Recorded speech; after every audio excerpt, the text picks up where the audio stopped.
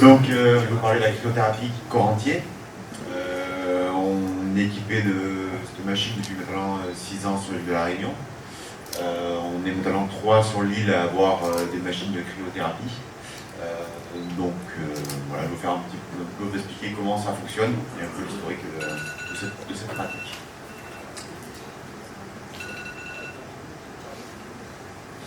Donc la cryothérapie, déjà le terme générique, c'est le traitement par le froid. Donc d'une manière générale, c'est toute application de froid sur une partie du corps. La cryo, donc connue depuis l'Antiquité.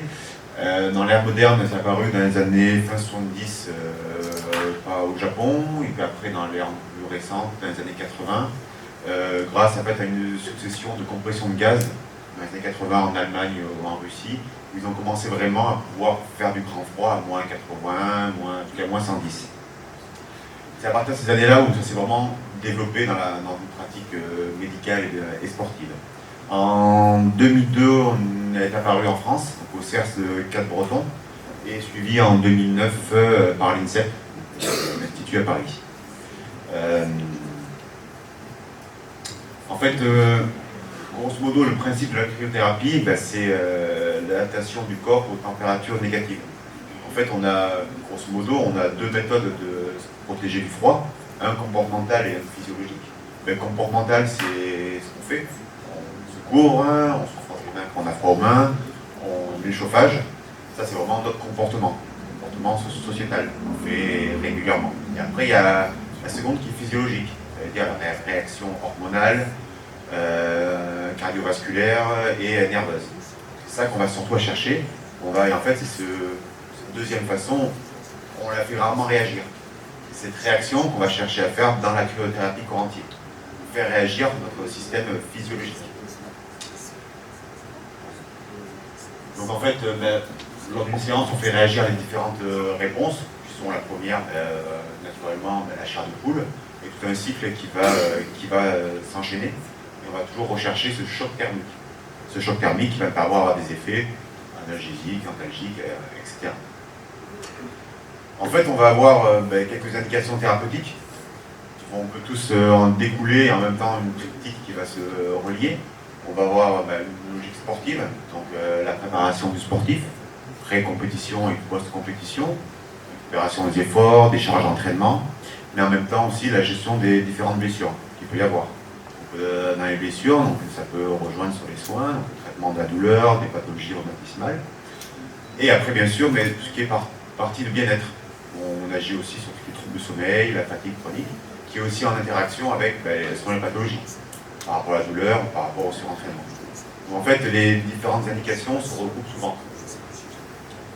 Donc on s'aperçoit que pour le sport, c'est souvent pour la préparation des activités. Souvent, dans l'inconscient, on se dit, tiens, je vais faire une cryo après un grand raid, c'est un trail ou après le trail. Et souvent, moi, je leur dis, c'est pas que ça. La cryo, c'est aussi supporter sa charge d'entraînement. Quel sportif n'a pas est allé faire un entraînement en ayant encore les séquelles de son entraînement d'avant. Donc en fait, ça va être de pouvoir leur caler des séances de cryo durant leur phase de préparation. Et en disant, voilà, il y a un gros bloc d'entraînement, si tu veux, tu enchaînes plusieurs blocs pendant plusieurs semaines, mais tu as des séances de cryothérapie durant ta phase de préparation. Donc ça te prépare en amont. Souvent, je leur dis, si ton objectif de l'année, c'est un grand raid, faire une cryo après ton grand raid, ça ne sert pas à grand chose, à part du confort. Ça veut dire, un moment mal, tu récupères plus vite. Mais si pendant 2 mois, tu n'as plus de course, au pire, laisse le corps récupérer tout seul. Par contre, si au mois d'août ou au mois de juillet, tu enchaînes des week-end chocs, des grosses charges, là, c'est pertinent que tu puisses récupérer et que tu puisses mieux digérer tes phases de récupération. Après, il y a la récupération de l'effort, il y a aussi donc, les blessures. Ça, c'est tout ce qui est antalgique. Après, on a toujours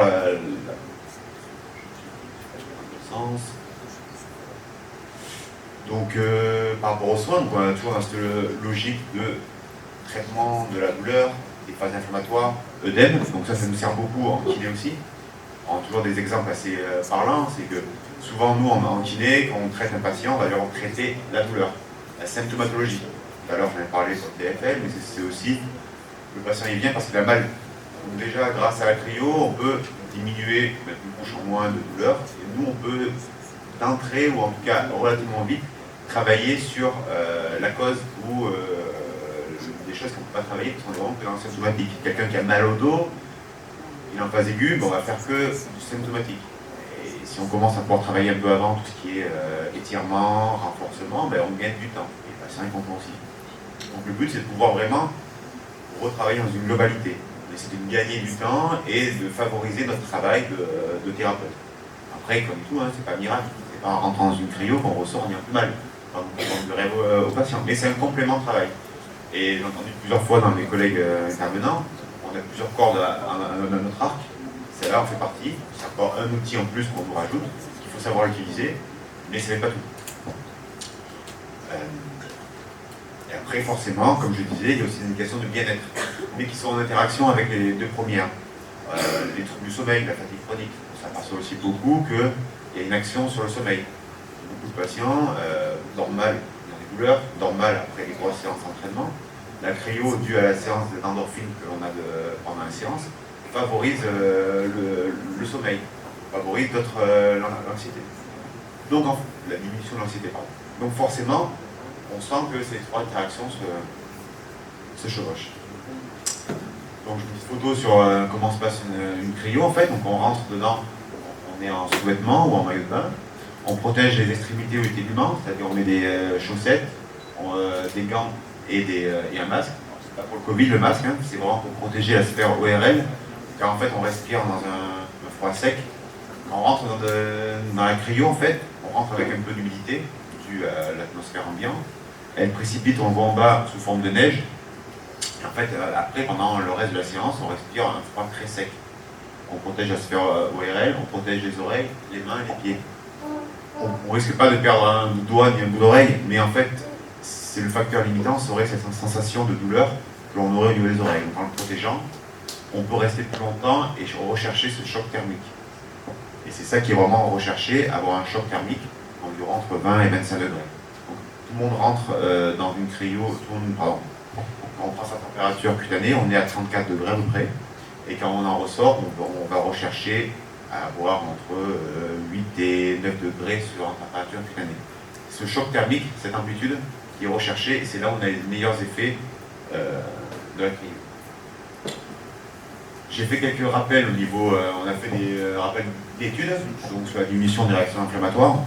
Donc on s'est aperçu, là il y a un pôle de Hogman avec ou sans cryothérapie corps entier.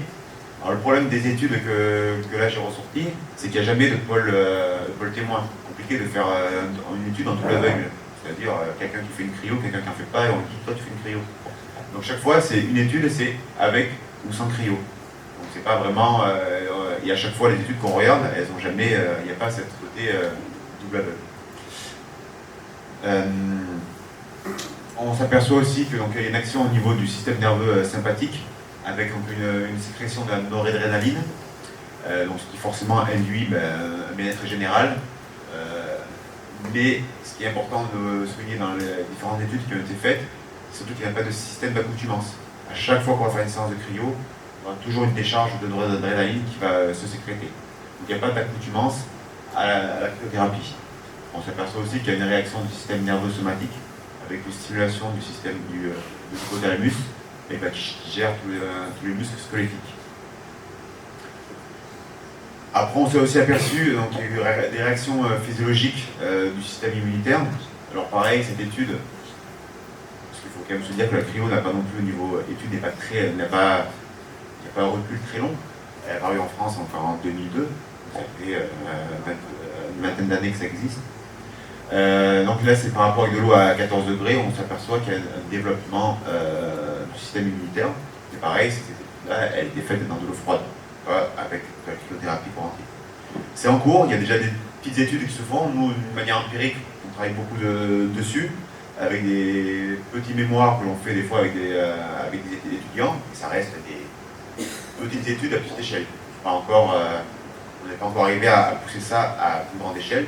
Très compliqué, on a même eu certains qui ont pu faire des piqûres de glycémie. On s'est amusé un peu, mais chaque fois ça reste très approximatif et ça reste très empirique.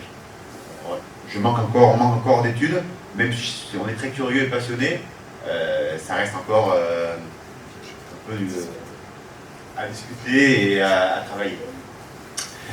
Donc fiche un peu un tableau récapitulatif. Donc il y a une grosse partie, une réaction sympathique du corps, donc avec le système neuro-endocrinien, le système nerveux et le système cardiovasculaire qui va réagir, avec aussi la réaction somatique avec l'hypothalamus qui réagit.